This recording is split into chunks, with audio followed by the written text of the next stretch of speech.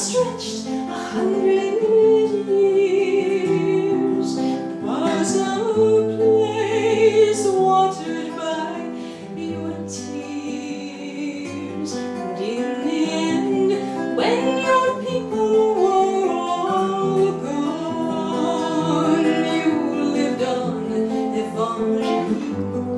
You lived on, Evangeline is in the wind.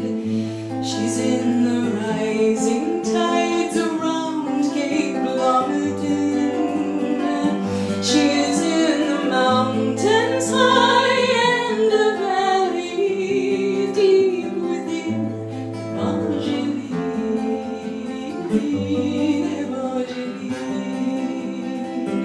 they're on the fruitful land of Acadians. You lived in peace, away from tyranny, but far away a treaty was designed to undermine Evangeline, undermine. England and France were gambling with your lives in 1755. And so the die was cast and France had lost. But at what cost, Evangeline?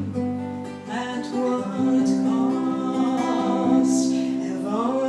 Evangeline is in the wind. She is in the rising tides around Cape Blomidon. She is in the mountains high and the valley deep within. Evangeline, Evangeline. For generations you'd been on your own. You wouldn't bow to France or England's throne. So they expelled your people, everyone, leaving none.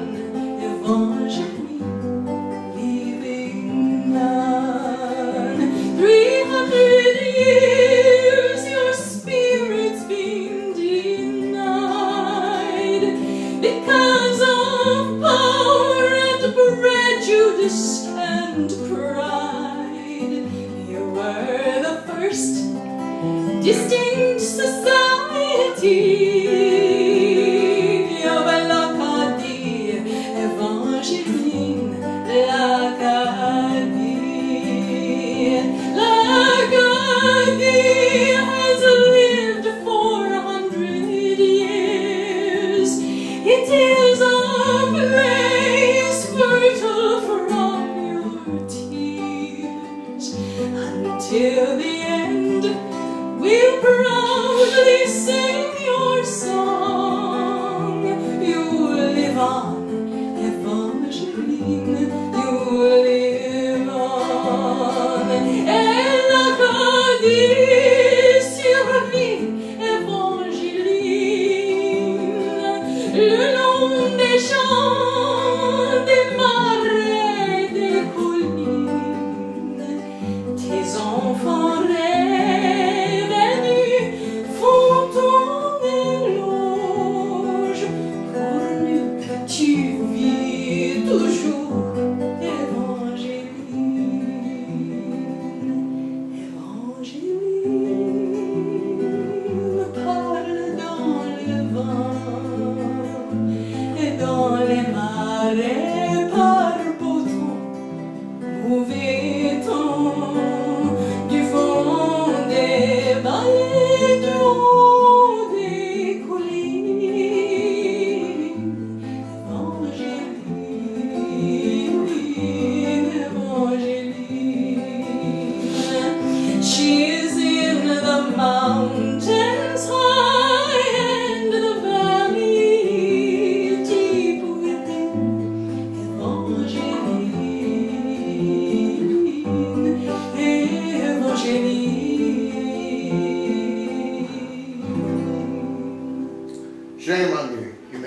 a certain area of France, and Right. they were farmers, and they farmed more and more and more, and they traded with, it didn't matter who was in power, England or France. And they made themselves at home, and they made their home. It was their home here. And so with the expulsion, or the Grand Dérangement. Right, for the second time, first from France, then from here, the story continues in South Louisiana, the same people having to start over and carve their life out again. South Louisiana is an unbelievably rich environment, but it's also unbelievably harsh, but in a totally alien way from Nova Scotia. Wow. With you guys, it's winter. In South Louisiana, it's summer.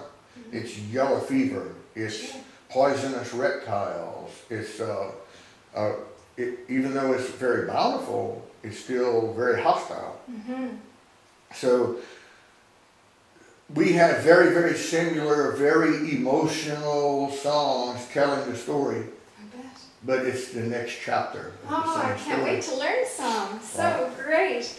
Well, here what happened was the Acadian culture was really very distinct here. It wasn't like French, which in Quebec City, it was very much French. Exactly. And you know, even to the walled city. I mean, there's none of that here.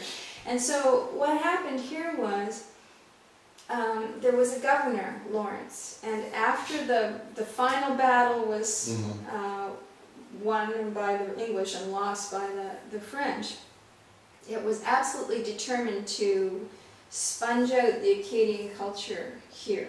Right. And so Governor Lawrence, who was British, in Halifax, the British stronghold, he decided he would get rid of all French Catholic presence in Nova Scotia.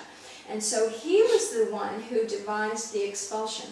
And what happened was, I don't know whether you know or not, but it was autumn, and he sent his troops into the Tittabagush area and into the Annapolis, what is now the Annapolis Valley area, which is very Acadian, which is where Grand Pré is. And he ordered them to take all the crops, which were ripe and wonderful. Right, it's harvest season. Exactly, take everything, and then burn the houses and barns to the ground, and herd the people into the larger churches, burn all the rest. And then at that point, he separated husband from wife, child from father, and put them on ships to English-speaking colonies wherever. And then they sought out French-speaking colonies. And then that's where your story is. And the reason, and the reason they were welcomed into the first port in Louisiana, which was New Orleans at the time, they were welcomed with open arms as there was French Catholic people on the bank waiting for them. Right on. Right, and they were welcomed into the society and assimilated into the culture, since they were mostly farming and living off the land kind of people, hunters, trappers, farmers, land people. They mostly drifted into and settled into the hardwood swamps and the bayou country of South Louisiana. The farmers went further west into the prairie area. The lumberjack living off the land, hunter, trapper people settled in the swamps and harvested the natural land. I was fortunate enough to grow up on the western edge of the hardwood swamps and the beginning of the prairie land. So my mother family, they grew up in the prairie farming part of South Louisiana and assimilated into what's known as the Prairie Cajuns, the farming Cajuns. My father's family came from the subculture of the swamp people, the swamp Cajuns, the living on the bayous and hunting, fishing and trapping and all that kind of stuff. So when my mom and dad married, it's the first time in Louisiana history that my father's swamp Cajun heritage married the prairie farming Wow. heritage. So I'm fortunate enough to have been born on the line Wow. and grew up in both cultures. Wow. My grandfather on my mother's side was a sharecropper, a farmer. They lived and worked land and farmed land. My grandfather on my daddy's side was a trapper, a fisherman, part lumberjack, just followed the seasons and lived off the land in the swamp. So I'm fortunate enough to have both of the subcultures and know the family history of both sides of that. Isn't that beautiful? Conduit again. The other subculture is the marsh Cajuns, the Grand Prairie marsh people they oysters, shrimp, saltwater, briny marsh culture. Right. So that's a different subculture. Wow. Then the city subculture is the melting pot with all the other influences, the African, Spanish, and what have you. Right.